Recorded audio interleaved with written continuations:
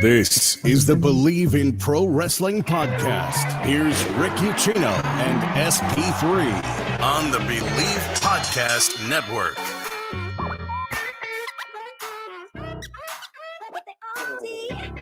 And we are here. It is a Wednesday edition of the Bleav in Pro Wrestling podcast.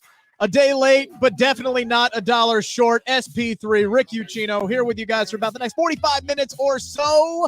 And once again, we got a whole lot to dive into today because the world of professional wrestling is hot. I said hot, damn it. We got two white-hot storylines now in WWE surrounding Sami Zayn and Cody Rhodes, and Roman Reigns is in the middle, and Paul Heyman might be the MVP of it all with what he is able to do with both of these storylines now running congruently with one another.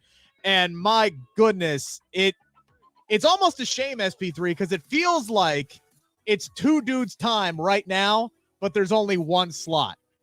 And it's, oh, man, we will talk about it because until Monday night, I kept hearing over and over and over again, the fans are going to turn on Cody, man. They're going to turn on Cody, man. They're going to turn on Cody, man.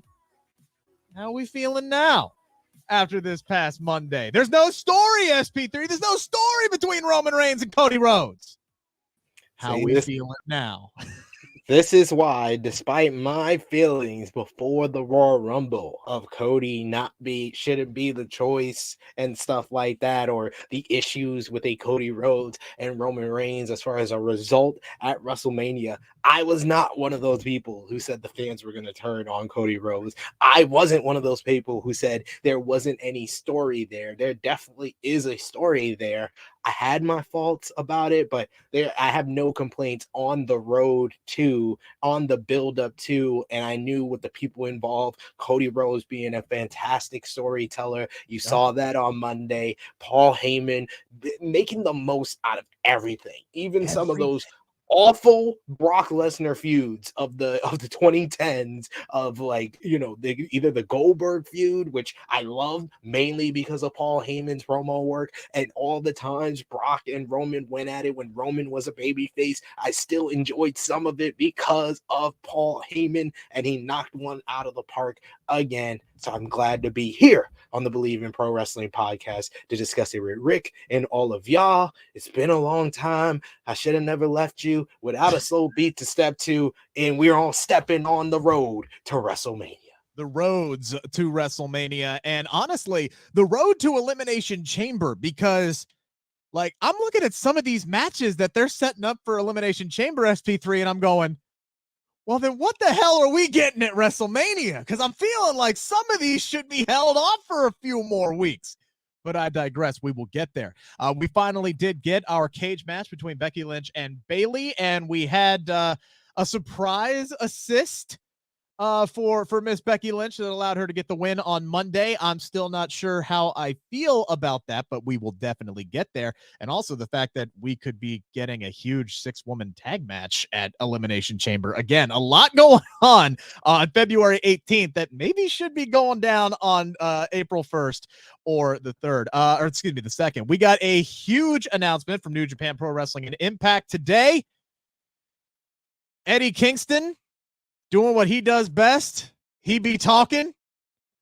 And the Young Bucks seemingly drawing attention to their expiring AEW contract situation. So we got a lot to get into today, as I said. But before we dive into all of that, got to thank our friends over at BetOnline. Big week, SP3, for our friends over at BetOnline. I think there's a game Sunday, right? I think there's a game.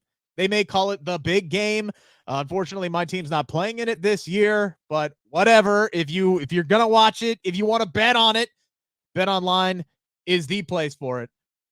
Plus pro and college basketball, UFC, MMA, WWE, AEW. It's all there. Get the latest odds, team matchup information, player news, game trends, live betting options, free contests, live scores for almost any sport imaginable. BetOnline is truly the fastest and easiest way to wager on all your favorite leagues and events. Go to the website today or use your mobile device right now. Join up, sign up, receive your 50% welcome bonus with your first deposit. Just use our promo code BLEAV to get those rewards. That is BLEAV. BetOnline.ag, where the game starts. We appreciate everybody who is joined. Yes, go ahead. Since we were on sports with our Ben Online little call in, congratulations to a fellow Ohioan with you, Yeah, Akron's own LeBron James yeah. of the Los Angeles Lakers, my Los Angeles Lakers, setting the all-time scoring record. One of the greatest players to ever play basketball, for sure. Yeah, and now I don't think there's any debate. I'm not the biggest NBA guy, but there's no debate. The all-time scorer in league history. I mean, he is definitely there. There's no denying anything that you just said. The man is absolutely spectacular, and yeah, the Lakers may suck, but LeBron is still good. And I think they lost the game last night too, didn't they? We lost. Oh God, I was like, man, you get me excited and happy, and then let me down. Shoot, feel like when I was a virgin in my first time. Jesus Christ. Well, we ain't gonna top that statement. So long, folks. This has been Bleav in Pro Wrestling, brought to you by Bet Online. No, all right. We do appreciate everybody who is tuning in today. Make sure to get your questions in, your comments in as much as possible. We'll try to get to them throughout the entirety of the day. What is going on, Frantic World, and everybody else who is in the chat. Like I said, it's almost hard to pick based off where we're going to start. So we're just going to kind of mold a few topics together here for our lead story, and we'll go back to last Friday, where Sami Zayn came out to a thunderous pop. First time we had seen him since the Royal Rumble. We still haven't seen Jey Uso. We still haven't seen Kevin Owens. But Sami Zayn makes his presence known. He attacks Roman Reigns with a chair again, delivers one of the cleanest damn spears I have ever seen in my life. Didn't know Sami Zayn had that in him, but he absolutely floored Roman Reigns, and good for him for taking that like an absolute champ. Sami hops on the mic and says, Roman, I've never wanted anything from you until right now. I want you in Montreal for the Universal Championship, and he's going to get his opportunity. Then the bloodline swarms once again. Roman Reigns beats him down into the corner. And everybody, SP3, is all on board on this. They're hearing the reactions that Sami Zayn is getting. And everybody, all weekend long, man, again, I'm seeing things like, they're going to turn on Cody Rhodes.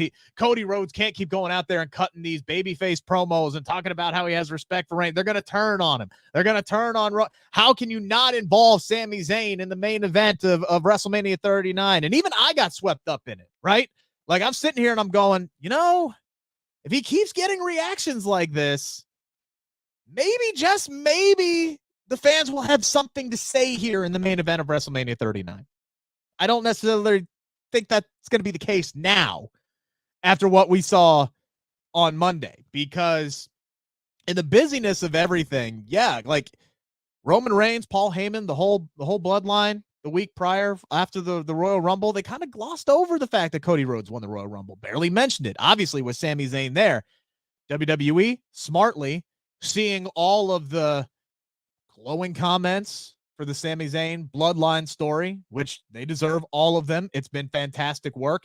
And they're going, maybe we should get people excited about the prospect of Roman Reigns and Cody Rhodes. Roman wasn't involved on Monday, but Paul Heyman was. And when Heyman and Rhodes got in the ring with one another, and just, man, it was one of the best promo segments I've ever seen. And it was all based off of truth, off of real life situations, where Cody Rhodes is getting on the mic and talking about the respect that he has for Paul Heyman and thanking Paul Heyman for everything that he did for his family by picking up Dusty Rhodes when he was at his absolute bottom and giving him his confidence back and giving him a job and just allowing him to be the American dream and helping his family when they needed them most. And you could tell Paul Heyman's a good actor. He's not that good of an actor. You could tell that Paul Heyman was feeling everything deep down inside. And then Heyman reciprocates with Cody Rhodes. And he says, look, the admiration that I have for your father, I don't have the words for it. I love Dusty Rhodes. But then Paul Heyman does what he does best, and he starts putting in those little digs here or there about how, yes, he loved you, Cody, but he didn't train you. He didn't get you ready for this moment. No, he got others ready for their moment. Dusty's kids, brought up Dusty's kids again, right? Seth Rollins, Becky Lynch, and of course the big dog, Roman Reigns. And then that dig at the end where he says that undoubtedly the last time he said that Dusty ever said anything to Paul Heyman, he says, without question, he said, you were his favorite son. Sorry, Dustin. You were his favorite son, but Roman Reigns is the son I wish I had. And God damn, that is some cold-blooded shit to say to somebody. That is just, I was captivated with every word, and then they got me at the end there. And then Cody's response was just brilliant, where he walks up to Heyman and he's like, all I was trying to do was win some titles, man. Now you fucked up and made it personal. SP3, I can't remember the last time that they have had two storylines that have just been, and I know this one is still very new with Cody and Roman and Heyman, and they could easily screw it up, right? But the last time that they have had two high-profile storylines like this surrounding their world championships, where everybody is fully invested, you got two white-hot baby faces, and they can seemingly do no wrong. I can't remember the last time it's been like this heading into WrestleMania. Last time they had two red hot baby faces off the top of my head would be Rock and Austin at WrestleMania 17, and they were going up against each other. You didn't have an also red hot heel and a box office draw the level of Roman Reigns at that time. Now I won't say that they have two red hot storylines like Rick is saying, because this is just, they have a red hot promo that they're following up from, in my opinion. They haven't really, fleshed out this whole Cody, Paul Heyman, story and Cody's quest to become the undisputed WWE Universal Champion at WrestleMania. This feels like the match, the lighter being lit on a fuse that it can explode and get to that level where people will be anticipating Cody Rhodes winning. But this promo right here, it was basically an AEW promo in a WWE ring. It was using realism. The last promo exchange that I felt was on this level was CM Punk and MJF in early 2022 or the end of 2021, and every time they went at it on the mic, you had those personal digs, you had stuff being pulled from reality, and it made people so invested into that storyline. That's what this promo felt like. And just Cody, as soon as Cody said, I want to take you back to the year 2000, my brain, as everybody says, I'm the guy that remembers everything with wrestling, I instantly knew what he was about to talk about. I was like, I remember being a fan of ECW, staying up to 1 a.m. on MSG and seeing Dusty Rhodes for the first time in ECW. It was like a shocker. I remember the episode of Hardcore TV when Joey Styles was like, Dusty Rhodes showed up at the building. Steve Corino was talking trash, and Dusty Rhodes showed up, and they showed the footage of it. And I was like, whoa, Dusty, I haven't seen him since they haphazardly had him turn on WCW to side with the NWO back in like 1998. So, like, to know the back end of that, of where the Rhodes family was at, and Dusty doing car dealership commercials just to keep the car, not to make money. And they had a till that was $100. And Paul Heyman called him up and paid him very well. And he wanted to thank him for that. Cody bringing up the fact that they don't talk about it a lot. And I like the fact he said that before he came back here, he was doing things and causing a little bit of trouble. So from one disruptor to another, what Paul Heyman did with ECW was really the predecessor to what happened with the Elite, with creating AEW. And he thanked him for that. And then Paul Heyman just being the master manipulator, the guy that can take you on emotional highs and lows, and bringing up the fact that your father, the American Dream, Dusty Rhodes, trained and prepped Becky Lynch. Your father, the American Dream, Dusty Rhodes, trained and prepped Seth Rollins. Your father, the American Dream, Dusty Rhodes, trained and prepped Bayley, trained and prepped Kevin Owens, trained and prepped for the highest degree possible, Roman Reigns. And then that final dig of he told me in the last conversation, you're his favorite son, but the son he always wanted was Roman Reigns. Oh, It was perfect. It was a mic drop moment, and I love Heyman dropping a mic, and I love Cody's response of how it is true. Ever since he's come back, everybody's tried to bring up his father and make it personal. Seth Rollins and their feud, and now you got hit. Then you had Judgment Day last week with their promo, and then you got Paul Heyman here, and all he's trying to do is win the champion. All his goal has ever been since he came back is just win the title that his family has never been able to win. And then Paul Heyman wanted to make things personal, and now you have a clear direction of where to go and all the things they can bring up. I love there was a couple of Twitter accounts that released an interview that Roman Reigns had during WrestleMania week last year, where he talked about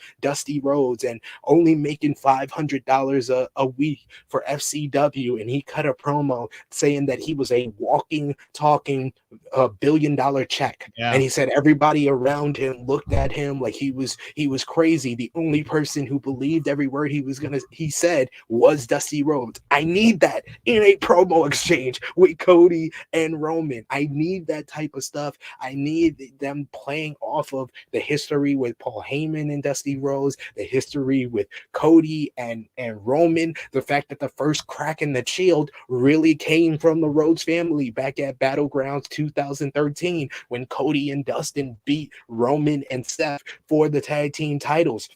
And the fact that he has history with both guys that will always have Roman's career connected to it. His history with Seth Rollins from last year, and the fact that they can also bring up again the other guy that you're connected to. Me and him helped create an option for other wrestlers out there outside of this company. They need to bring all of that up to make this feel real and make this feel hot. Make this feel as hot as Sami Zayn and Roman Reigns felt. Make the people want Cody Rhodes to be the man that ends the long title reign of Roman Reigns. And then a guy like me who says that if Cody wins, it's about Cody winning the championship. Then people will believe that it's about Cody being the one to end this Roman Reigns championship. That's the key. That's the key that they have to do with this buildup, is make it matter as much of Cody winning this first championship, and make it matter that Cody is ending this legendary reign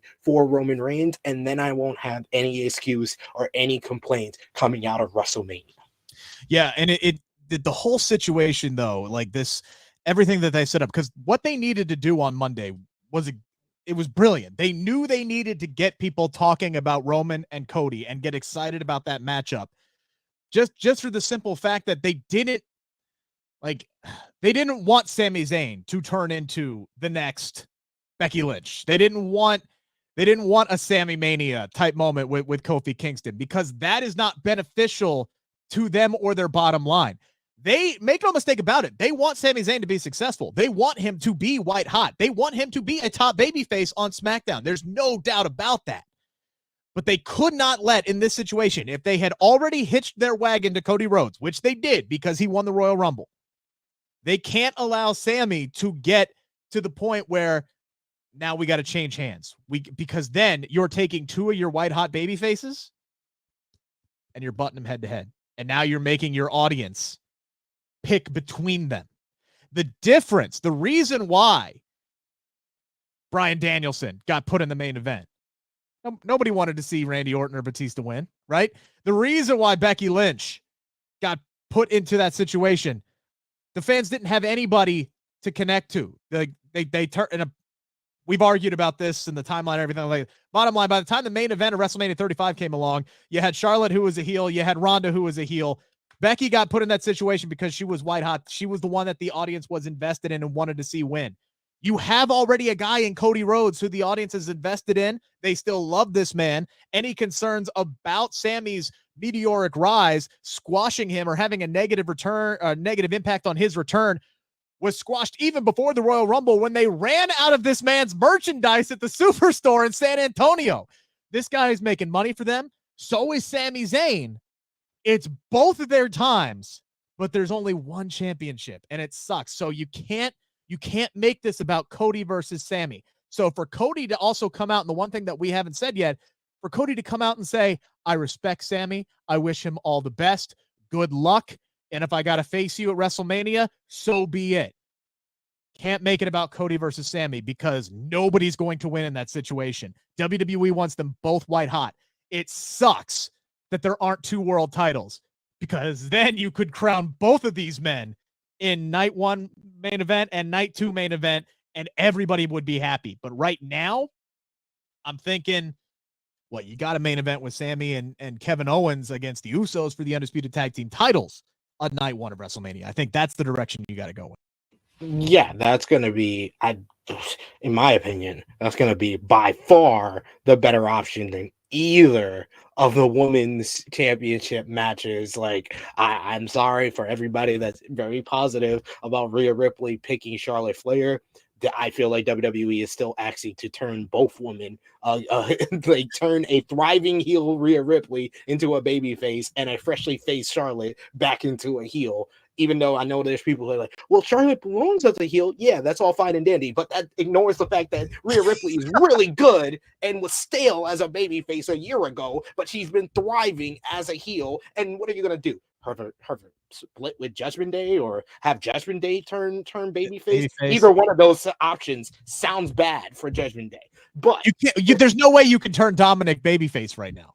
Exactly. He's a nuclear heat magnet. He's a heat magnet for sure. And then with Asuka and Bianca, which I'm hoping that's the direction, because any other option in this Elimination Chamber, then you could just say that Raw Women's Championship match sounds like a Raw match, basically.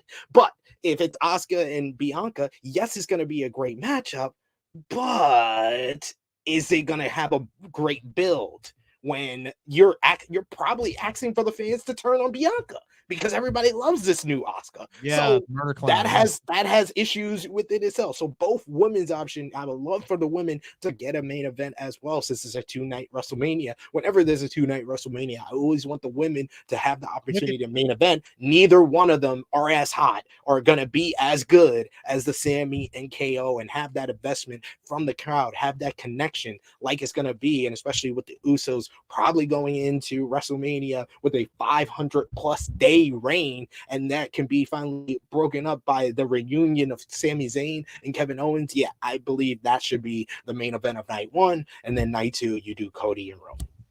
Yeah, I agree. I hate to agree with you, but I am here because I'm not saying that you're not, but I'm always like carrying the flag for more women's segments, more main event type level stuff. And I'm with you 100%. We all saw how pissed I got 2 weeks ago when they cut the damn cage match, right? Like I am a flag bearer for women's wrestling. There's not going to be a story that's going to top Sami and KO. Maybe we'll see. There's a long time now, right? We got 50 plus days before WrestleMania. We still got a major premium live event. And then we got 5 weeks, and maybe the build up between Charlotte and Rhea gets to the point where, okay, that can main event. I just don't see it happening. I think Sami's momentum is going to continue to ride, especially after he gets screwed over in Montreal. And then we get the KO and Sami reunion. And then them winning tag team gold, which, by the way, I know everybody wants Sami to win a world title, right? But how long have we been asking for Sami and Kevin to be the tag team champions? That is also something that we have wanted for a very, very long time. I've been asking for it I've been watching Sami Zayn and Kevin Owens team up with each other since 2007. 2007. Since they came into the company, I've been wanting them to team up. I got so happy when Sami aligned with Kevin Owens in 2017 and they were teaming into 2018, and then they let me down with not ever giving them a run with the SmackDown tag team title. So they can't let me down again. I remember the first time I ever talked to Sami Zayn, like very bluntly, right? Like I said to this man, and when are you and Kevin Owens going to win the damn tag team titles? Like, when is that going to happen? And his response was just very, I feel like it has to happen one day, right? Like he felt it, right? He knew that they should have been tag team champions by this point. It's going to happen. April 1st, mark it down. It's going to happen. They will win the main event of WrestleMania night 1. A lot of people in the comment section talking about how they're not on board with Rhea Ripley and Charlotte Flair. Come aboard, people. I'm the leader of the bandwagon. Come aboard to the Triple H takes half court shots when he has open layups. Come on, come aboard. Hey, I thought we agreed he at least stopped at the logo, right? Because I mean, the logo could be half court as well. There's a story there. I feel like this is a win that Rhea Ripley desperately needs. Now, if Charlotte comes out on top again, okay, I'm gonna blow my stack. But she didn't need it more than Asuka. Especially if Asuka wins this Elimination Chamber, I'm just gonna be like, then why didn't she just go after Charlotte then? Why? What? What are we doing?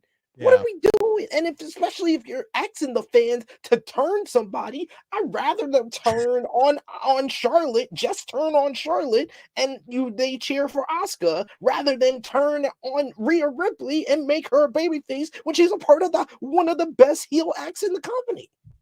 Frantic World asking, hey, Rick, if this match does happen at WrestleMania, are you going to watch the Cinnamon Toast Crunch match? Well, I'm going to be there in person, so whatever the hell the Cinnamon Toast Crunch match is, whatever ridiculousness they make Bray Wyatt go through instead of letting this man just wrestle a match, I will 100% be there, and I will 100% be there for the moment that Cody Rhodes walks in to the post presser, both world championships on his shoulders. He just accomplished his lifelong dream. And the first thing out of his mouth is, well, I guess somebody's got to try this stuff, right? Like I am going to be here for all of that in the Cinnamon Toast Crunch match, whatever the fuck that ends up being. But they got a ton of money, SP3, from Mountain Dew for that pitch black. They got a milli for that. So that's why we get these matches. So I can't blame them. I can't. And thank you. I think it's Dragon Den. Thank you. It's just like obvious. It's just obvious, especially if it's Asuka versus Bianca Belair. It's like, dude, you should have swapped that idea. Like, what are we doing? I don't care. Like, you can. I'm sorry. I can shit in the middle of my living room. And I can say, well, the bathroom door was locked, so that's why, I had to shit in the middle of the living room. Just because it's a good story and a good reason to do something bad, it don't make it a good story. It's still a bad decision. You shouldn't shit in the middle of your living room, and you shouldn't have had Rhea Ripley pick Charlotte Flair over Bianca Belair. Oh my God, I love the analogy. I disagree with you, but I love, and I'm in the minority on this one. But regardless, it's going to be interesting to see what happens at WrestleMania, because we're talking about these women's matches, and then you have the tag team title match that's rumored, which is going to be Ronda Rousey and Shayna Baszler versus Damage Control. I think some other teams might get added, and maybe some of these other ladies that we're going to talk about here as we transition into what we saw on Monday night, which was finally SP3. We got that cage match that we were promised 2 weeks ago at Raw XXX, and it was Becky Lynch who was victorious over Bayley. I think we kind of expected that Becky Lynch was going to win this match. Maybe not necessarily the way that it happened, in which case it looked like Damage Control, even with Dakota Kai with a bum leg and on crutches, was going to help Bayley win this cage match. And then we get the return of a Hall of Famer. Lita comes down, provides the distraction. She takes out Io off the side of the cage. She shoos Dakota away because she couldn't do a whole lot with Dakota because of the injury, and provided enough of the distraction against Bayley to allow Becky to pick up the win. This was a match I was looking forward to 2 weeks ago.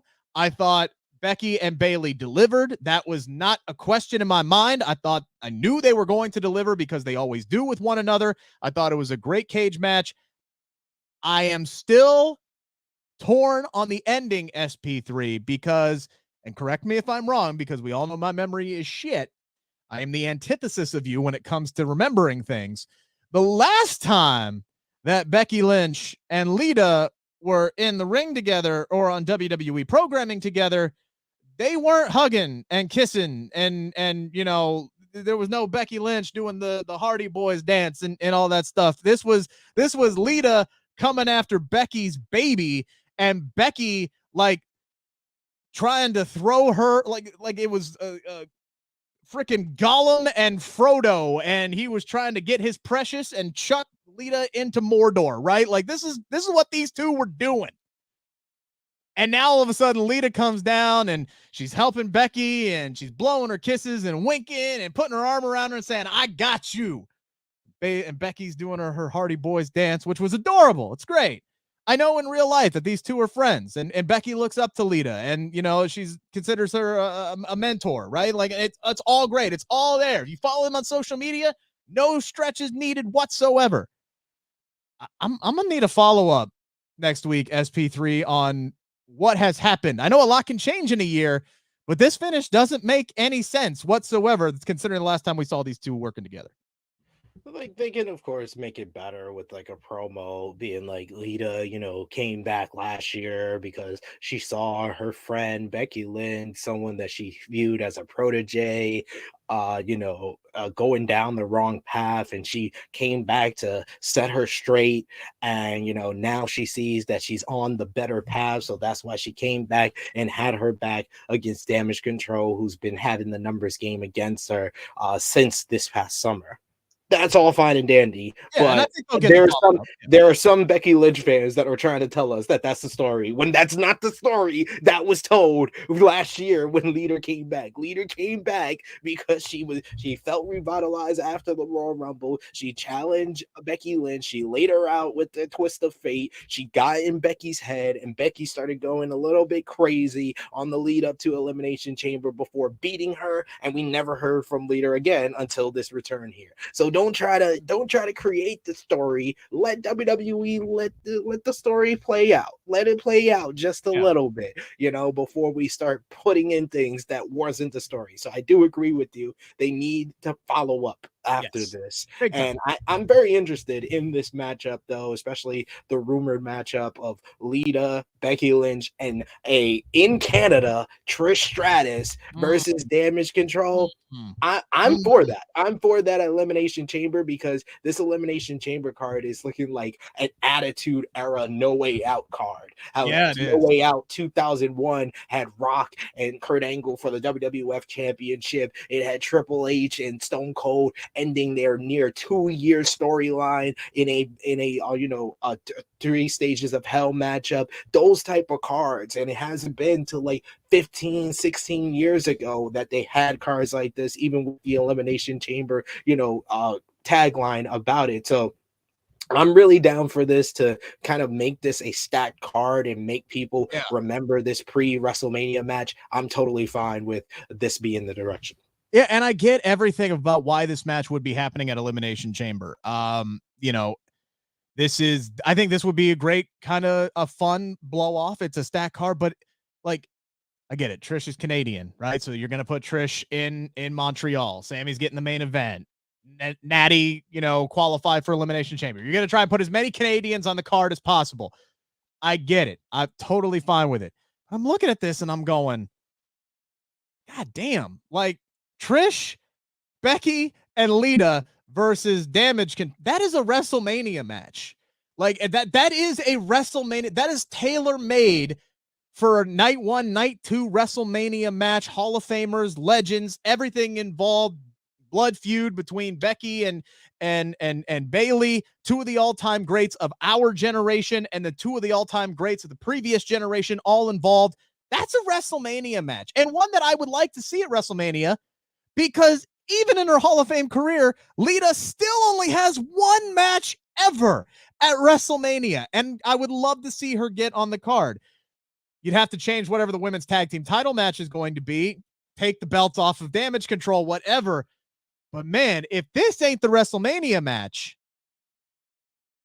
what do you do with Becky and Bayley and potentially Trish and Lita as well once WrestleMania comes around, SP3? Because are we just going to continue this and we're going to end up with Becky and Bayley inside Hell in a Cell? Or, what could, do you see them stretching this out another 6 weeks? I think they probably have to, since both title matches seem locked up. So you're not going to get Becky or Bayley in those. They could go the longer route of doing Becky and Lita versus Damage Control for the women's tag team titles at Elimination Chamber. And then, you know, Bayley is the reason why Damage Control wins. And then after the match, they're beating them down. And then Trish makes her return at Elimination Chamber to then set up the 6-woman tag at WrestleMania. That's the direction I would go to spread things out, and that Bayley and Becky have a real, you know, bona fide matchup. Because I'm sorry, Queen Monet, them doing a third singles matchup at WrestleMania, I'm falling asleep already. That I mean, I'm all for non-title women's matches, but you just had a steel cage match. Steel cage match historically has been a blow-off match. It don't matter if it's the last woman standing, 3 stages of hell. It don't matter what type of matchup they do. I'm not that interested in it at this point. My only my other thought was to do, if you do the 6-woman tag match, maybe you have Becky and Lita challenge for the tag team titles, make it a triple threat match. You could do that at WrestleMania. But my only complaint at that point is, okay, what the hell is Bayley's match? When was the last time Bayley was on the card at WrestleMania? She missed last year because she was hurt. The year before that, she was inexplicably left off the card, even though she helped carry the damn company through the pandemic and had to basically wasn't even named the freaking host of WrestleMania when she should have been. She had to basically steal that from Hulk Hogan and Titus O'Neil. Like, Bayley deserves to be on the damn card. Like a theme with Bayley's, like, think about her WrestleMania career. Like you said, the last 2 years, 2020, she was in like a random 6-woman matchup for the SmackDown Women's Championship. 2019, her and Sasha lose the WWE Women's Tag Team titles. 2018, she was on the pre-show in the Women's Battle Royal and didn't even win the Women's Battle Royal despite turning on Sasha in the damn matchup. 2017, she defended and won the Raw Women's Championship, but everybody and their mama was like, the obvious thing was to wait to do the title change at that show instead of doing it on a random episode of Raw in February. So, like, it seems like she has a cursed WrestleMania career. It's unfortunate. It's going to be interesting to see what they decide to do. Then again, maybe they find a way, SP3, to spice up the Raw Women's Championship match and find a way to put Bayley and Becky in it and make it a fatal 4-way. They could do that. It's their show. They could write them in. And I'm going to ask, what was the point of doing a damn Elimination Chamber match? For what? Because it's going to slap. That's why. We'll get to the Elimination Chamber match here as we dive into the 5 count in just a few seconds. But SP3, real quick. Man. Sign me up for these kind of announcements, these kind of shows. I love to see major companies work with one another. Got a major announcement today from New Japan Pro Wrestling and Impact. Multiverse United, March 30th, WrestleMania weekend. 2 matches announced. Will Ospreay versus Speedball Mike Bayley, and Kushida against Josh Alexander. God damn, SP3. Like, what a goddamn weekend we got set up already. And now you add this. Like they were tempting me already to come early on a Thursday with Speedball Mike Bayley versus Kota Ibushi at Bloodsport 9. And then they announced that my man Speedball Mike Bayley is versus Kota Ibushi and Will Ospreay mere hours apart. Are you kidding me? This is a matchup that I wish I would have listened to my missus when I was out in the UK and Speedball versus Ospreay was at Rev Pro. My missus was like, you should go. And I was like, well, I got to do True Hill Heat that day. I don't know if I could do both. So I decided not to go. And I get the opportunity to see it again. I am going to try my best to be out there for Ospreay versus Speedball, for Kushida versus Josh Alexander. Speedball Mike Bayley, if you didn't know, now you know. WrestleMania 38 weekend, he was the MVP. This man had 9 matches in 3 days for multiple different promotions, and now he's versing 2 of the best wrestlers in the world. Will Ospreay, who pound for pound is the best wrestler in the world when you talk about having great matches, and Kota Ibushi, free at last, freelancer at last, Kota Ibushi in Bloodsport. Oh my God, and then the following day, Speedballs versus Vikingo.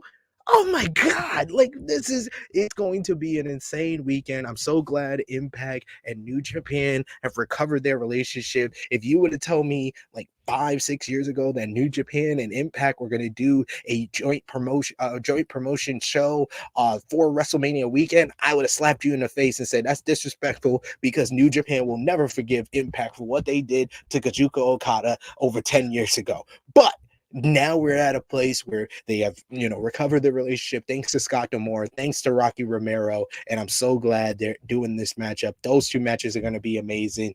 Like I said, Speedball and Ospreay are two of the best in the world. Kushida back in New Japan versus Josh Alexander, who probably is the best wrestler that not a lot of people know about, being the Impact World Champion, the longest reigning Impact World Champion. Then they also announced Jeff Cobb versus Moose. If you want to adjust the position of those two matches, you got Jeff Cobb and Moose, two athletic big men in a hoss fight. They're going to be jumping off the top rope at the same time. This card is already stacked, and it's only 3 matches in, so I'm looking forward to this card, to Bloodsport, to Joey Janela Spring Break. Honestly, I'm really just going to WrestleMania weekend for all the shows around it, not really WrestleMania, even though this will be the most interesting WrestleMania in quite some time. And we will have it all covered for you right here on the Bleav in Pro Wrestling YouTube channel. So make sure to hit that subscribe button if you are new to the show. We are continuing our climb toward 1,000, hoping to get there by the end of the year. Did pick up a few followers in the past week, so thank you guys so much for all of the support. Make sure to hammer that thumbs up button here on this episode, guys.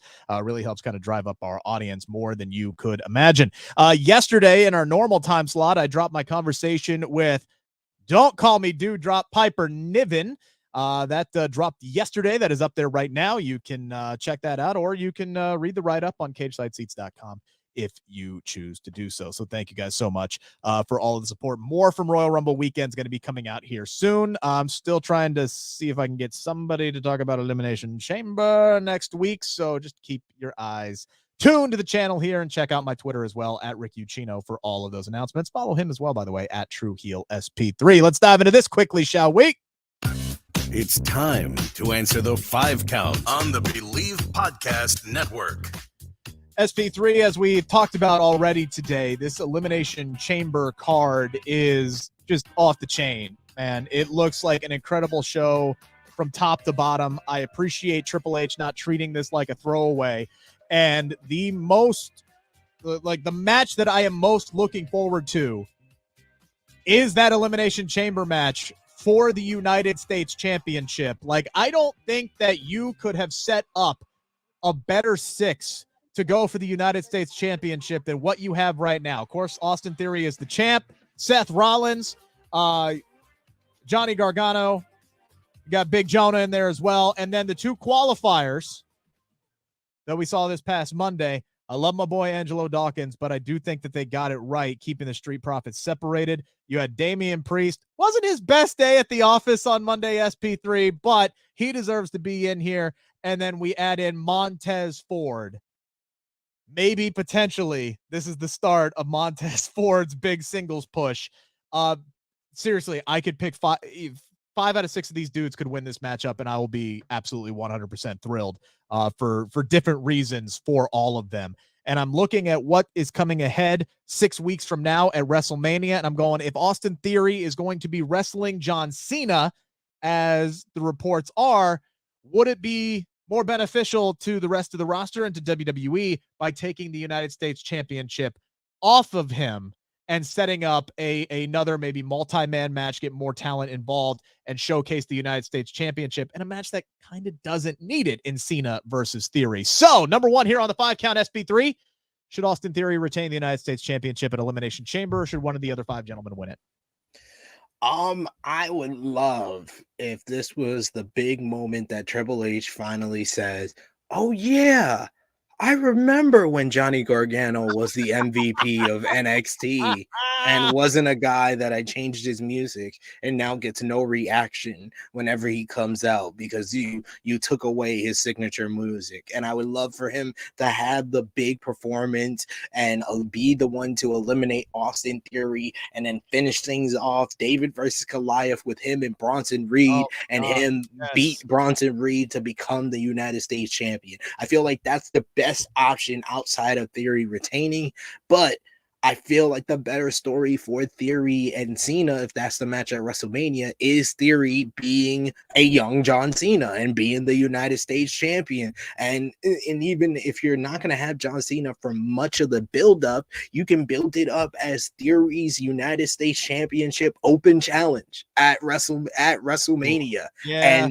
And then he gets accepted by John Cena, the man who created the United States Championship Open Challenge. Or you can, if you do want to have, you are able to get Cena for at least one Raw before WrestleMania, you can have him come out on the Raw before WrestleMania and say, I'm going to be the one that accepts the challenge. You've been making little shots at me saying you have ruthless aggression, saying the champ is here and all this stuff. So I'm going to verse you at WrestleMania. I feel like the story kind of needs the United States Championship. And if Johnny Gargano does win, I don't think they're going to give him much of a story at WrestleMania, and we might be in danger of, once again, the United States Championship is not even on the card. Like, I don't want to risk that. I feel like with Theory, at least we have a direction of where they want to go with him at WrestleMania. So I think they should have him retain. I just don't think after his commentary, and he listened to him very closely over the last 2 weeks, his cockiness is at an all-time high, and it feels like they're setting up for his downfall at Elimination Chamber. But the question is they should have him retain. Yeah, you make a very compelling argument. I love the story. Again, I love the symmetry and the similarities, young John Cena, old John Cena, all of that's great. I talked with Austin Theory about that at the Royal Rumble. That interview will drop here soon, depending on if and when he drops the United States Championship. But man, I look at the other guys in this match, and as let's see, as Javon brings up here, looks like Seth getting the belt back to face Logan Paul. I don't think that match needs the United States Championship. That match does not need the United States Championship at all. Yeah, I disagree with that. So honestly, Seth, to me, if I'm a betting man, if I'm setting the odds, like, he's got the lowest odds to win this. I just don't think it makes any sense. I agree. For Rollins to win this match whatsoever. So you're looking at Austin Theory retaining and setting up that money scenario that you talked about with John Cena, which is great.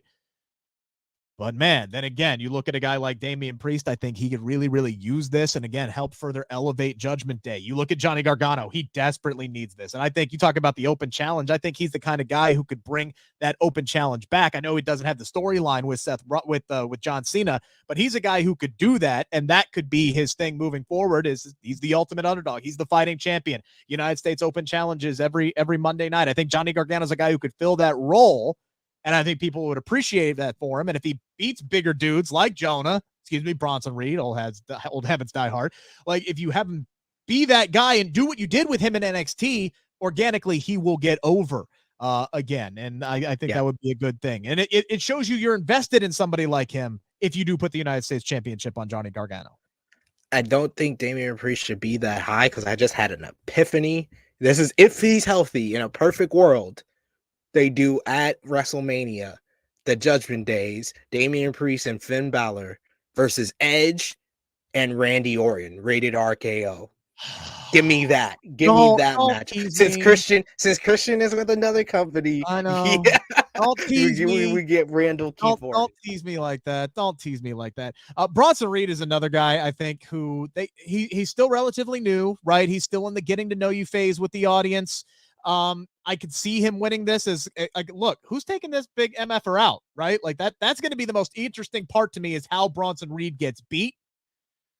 But then there's that other part of me, man, going, let's belt Tez. Like, let's put this rock on Tez's back. So this rocket on Tez's back, and let's start his ascent as a singles competitor.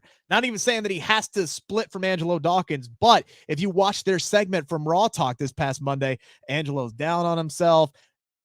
Montez is celebrating. Angelo's giving him this kind of look like, you motherfucker. Like, I don't need your cocky ass coming to me right now. Yeah, you qualified. I didn't get the job done. Everybody's sitting here telling me you're the next big thing, and nobody's talking about Angelo Dawkins. The seeds can be laid for a Street Profits split. I still think there's more to do with them as a team, and I don't want to see that right now. But, man, if you're not going to put them in the tag title picture, which they're not going to be in the tag title picture for a while, like, goddamn, do something with them. Montez Ford is a star. He's just waiting for the spotlight. So if you're going to have this be your number one championship on Monday Night Raw, depending on where Cody goes with the championship after he wins it at WrestleMania, belting Tez ain't a bad idea either. And if Theory retains, I don't know what you do with these other 4 guys heading into WrestleMania. I don't know what their stories are, and eventually I think they're going to be left off the card if they're not. I mean, if he don't do anything with Johnny Gargano here, I don't know if he makes it to the WrestleMania card. It's gonna be interesting, but I'm looking forward to that match. That is a guaranteed certified humper. That is what that son bitch is gonna be at Elimination Chamber. Our second Elimination Chamber match, SP3, is also set for the number 1 contendership. We saw Natty qualify on SmackDown. That was kind of a duh when you remember that it's in Canada. And then the returning Carmella qualified on Monday. That was a bit of a surprise to me. I kind of thought that spot was Piper Niven's. It does kind of go to show you the depth of the Raw women's locker room when Piper Niven, Mia Yim, and Candice LeRae can't even get into a number 1 contenders match. But SP3, let's be honest, when you look at the field here, it's kind of Asuka's to lose, as we talked about earlier. Is there anybody you see in this match potentially winning other than Asuka? She has got to be the heavy favorite right now. Yeah, I'm Queen Monet. We don't agree on the whole Ripley and Flair thing, but I asked the same question as Queen Monet. Why is Carmella in this matchup? Like, you had 3 other interesting choices. You could finally give Mia Yim something, which he hasn't done much with Mia Yim, kind of like the Johnny Gargano story I was just talking about. He hasn't done much. AJ went down, yeah, hasn't done much with. Is she even still a part of the OC at this point? That's interesting. You brought that up because I asked her about that Royal Rumble weekend. That'll be dropping here soon on the Bleav Pro Wrestling channel. So thank you for the tease. Candice has something going with this whole Nikki Cross situation, but Piper Niven, you had a perfectly good Piper Niven, fresh off of the name change, fresh off of looking good, getting a good reaction at Royal Rumble, and you decide to go to old hat Carmella. I'm thankful Carmella's back. I think that she is talented. She plays such a good heel, and she played her role very well in the Fatal 4-Way, where she did the least amount of work and always tried to take advantage of everybody else's pins. I love that as her character. She works it very well, but she was the least most interesting option in that matchup, and you just put her in, and it's kind of similar with on SmackDown. I thought Shotzi, Shayna Baszler, and Zelina Vega were much more interesting options than Natalya. So the final 2 spots, after you just gave 4 women other spots, the final 2 spots are given to the least most interesting options on both shows. They're there to lose. That's exactly. They're there to lose. They'll probably be exactly. They will not, those 2 will not be winning this matchup. Nikki Cross has something going on with Candice LeRae. It took freaking Dexter Lumis drawing Candice a damn picture because she doesn't watch the damn show to realize that Nikki Cross has been stalking her for months. She's not going to win this one.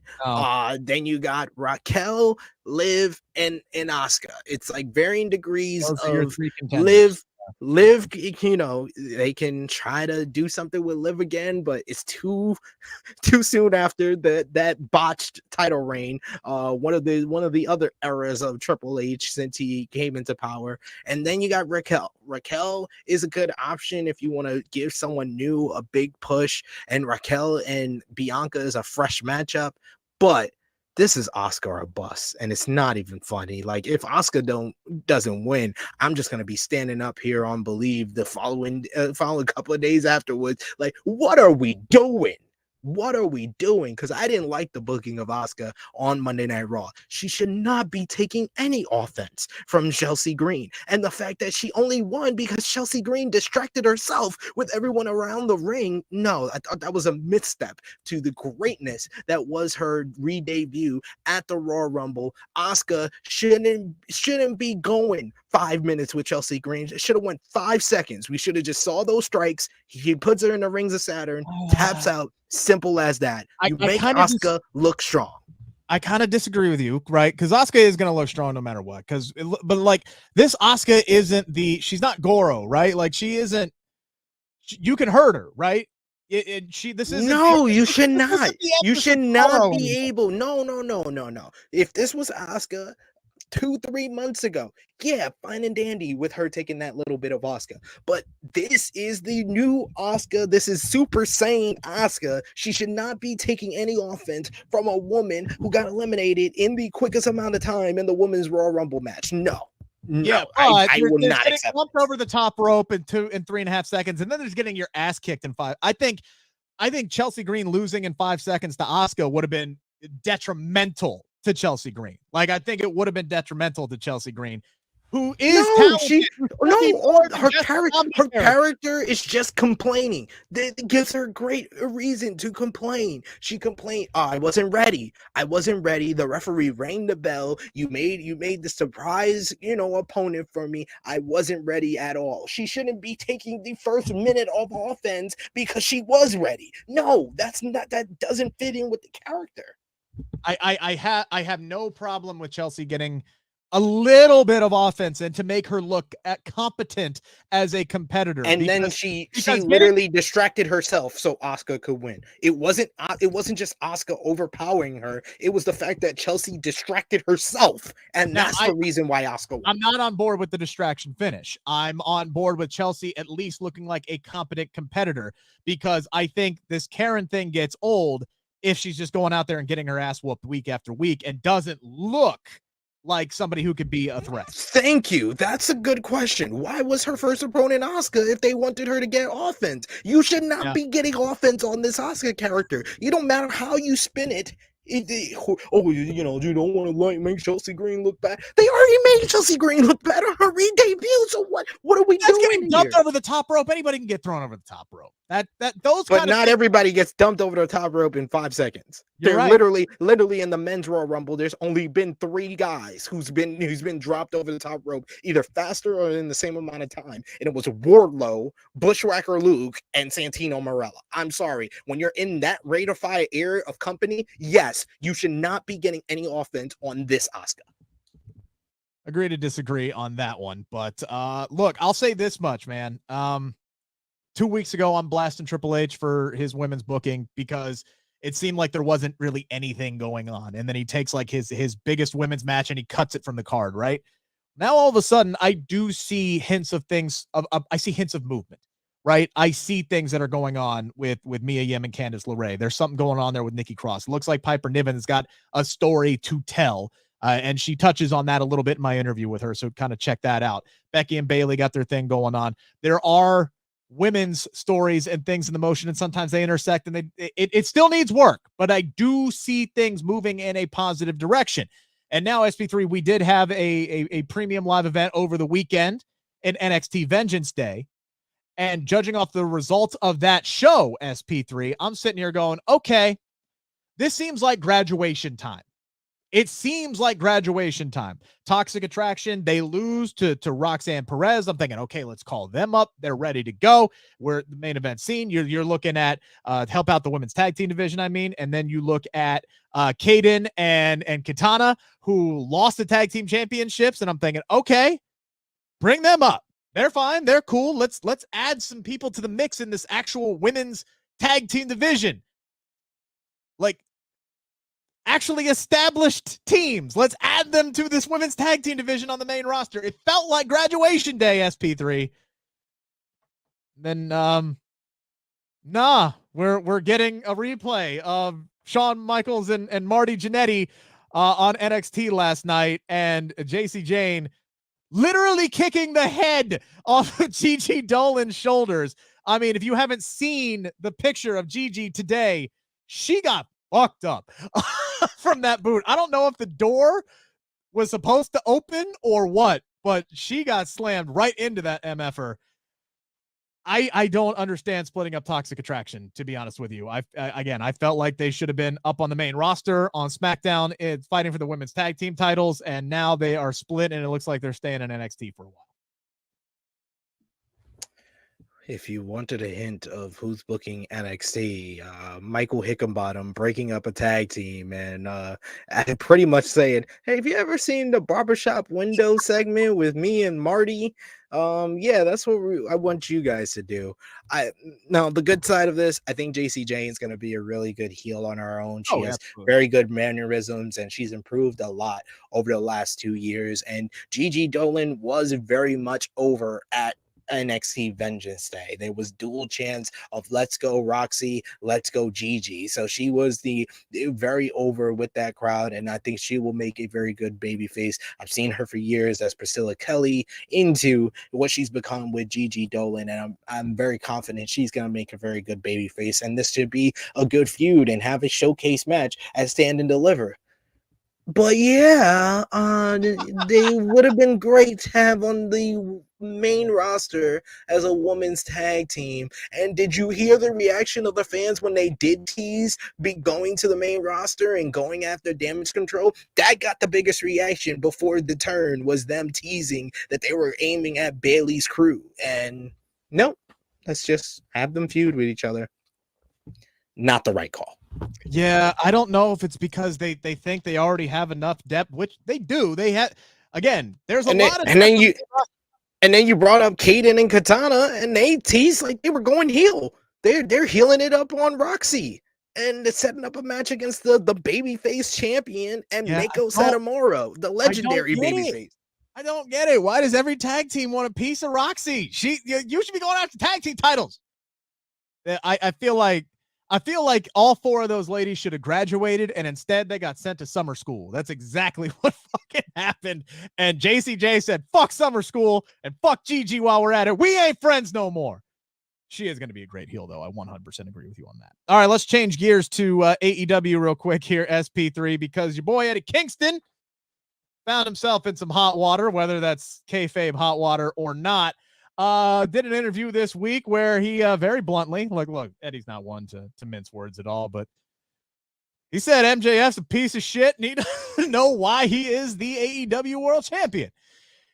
Okay, that's going to generate some headlines, right? Like that's what we want. We as interviewers, we love hearing that shit, right? Like, okay, give me a headline, give me something to write up. You think MJF's a piece of shit? Cool, great. I'm sure he has his reasons. Then he's going on Twitter saying, yeah, maybe the top brass didn't like that so much. But you know what? I don't give a fuck, SP3. I'm going to say I'm going to do whatever the fuck I want. And people, I got my reasons. You don't need to know how the sausage is made. I'm paraphrasing at this point, but I digress. That man don't give a fuck. But it did kind of catch my attention that top brass may have been upset with Eddie Kingston calling MJF a piece of shit. He's not the first one to say they got issues with MJF in the media. And then he's saying Tony Khan is protecting his so-called pillars, and I want to put fear in the eyes of all your favorites. Should Eddie Kingston have been in some hot water with the top brass in AEW over those MJF comments, or is this just Eddie being Eddie and let's just make some fucking money? What are we doing? I will never say Eddie Kingston should be in hot water. Eddie Kingston is my hero. Eddie Kingston, if there was one professional wrestler who embodies the New York state of mind, it is Eddie Kingston. Eddie Kingston makes me proud to be a New Yorker.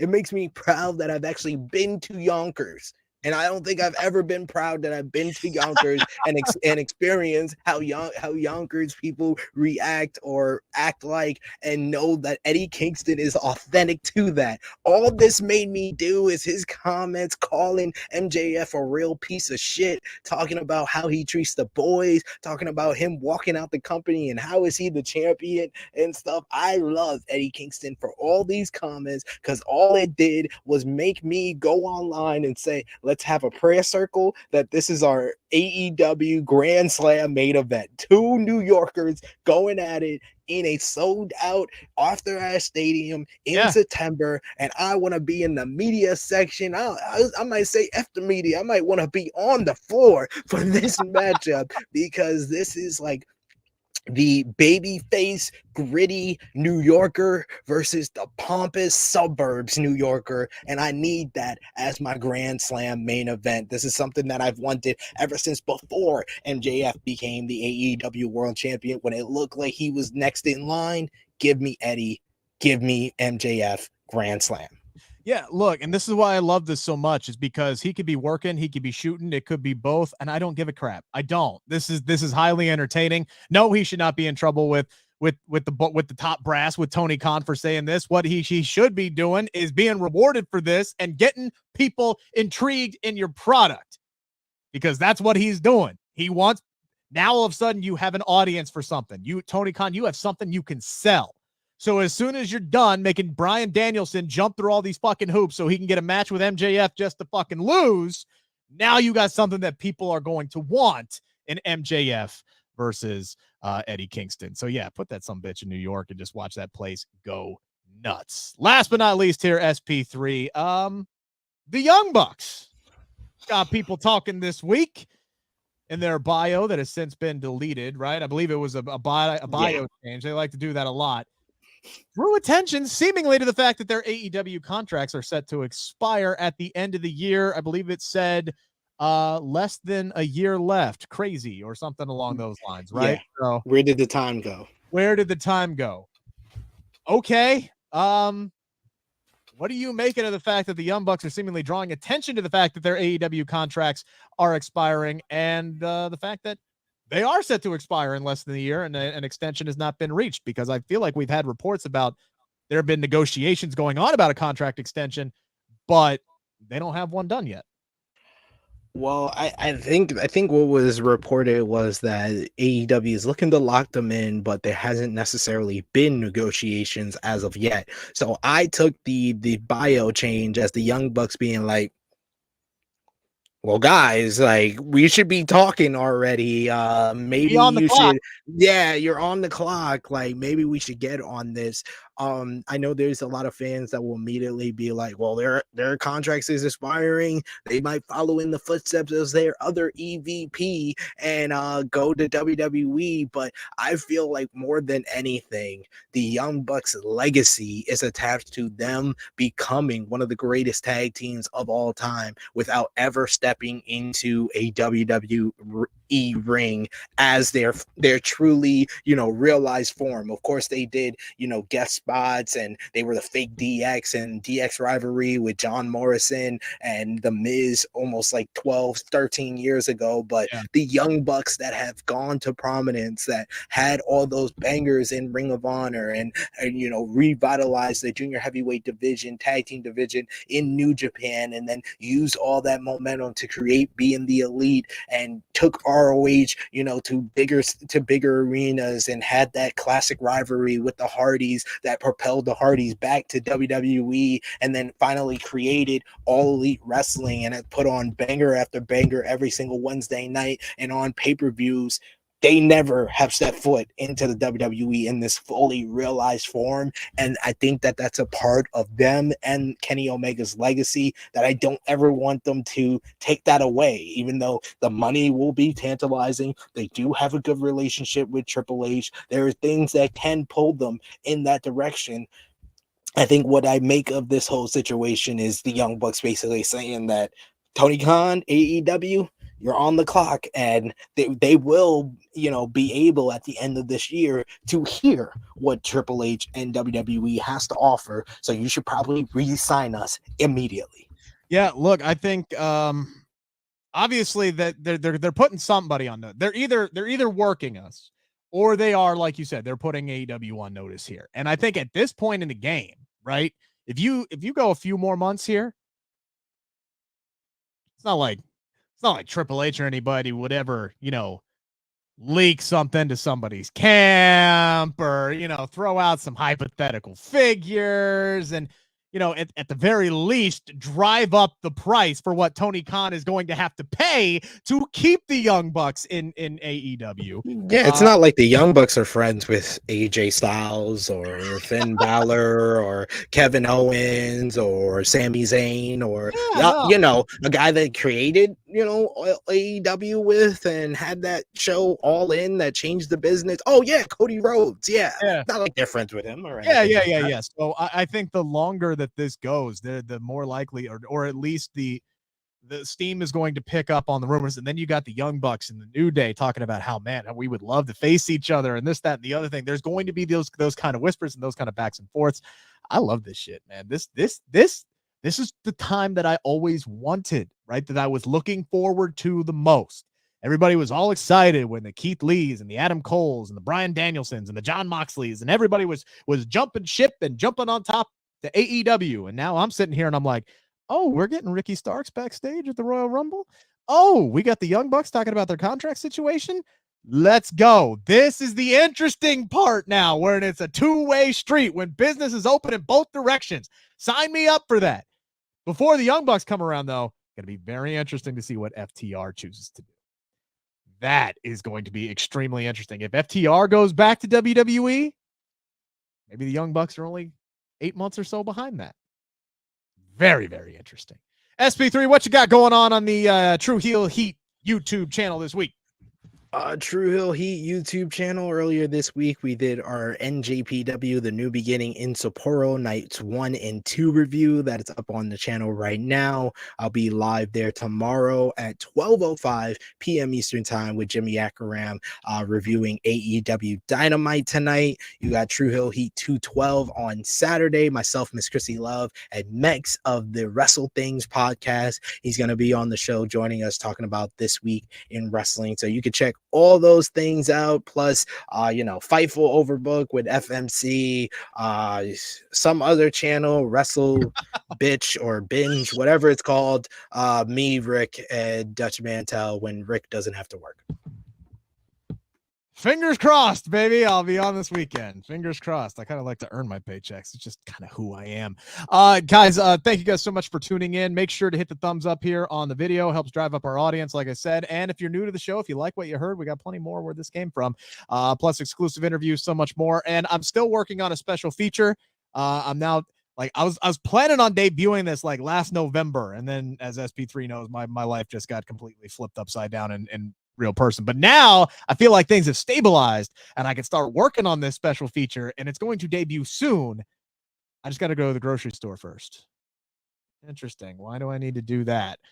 Stay tuned. You'll find out here on the Bleav in Pro Wrestling YouTube channel. Check out my conversation with Piper Niven. I'm hoping to have some special stuff next week. We'll also have our Elimination Chamber prediction show coming out next week. There's so many reasons to subscribe. It's just a click away, folks. Just a click away. Follow me on Twitter at Rick Ucchino. Follow him at Trueheal SP3. We will be back in our normal time slot Tuesday next week, 2:15, live chatting with y'all. Enjoy the rest of your week. Enjoy wrestling. This is Bleav in Pro Wrestling Podcast, brought to you by Bet Online.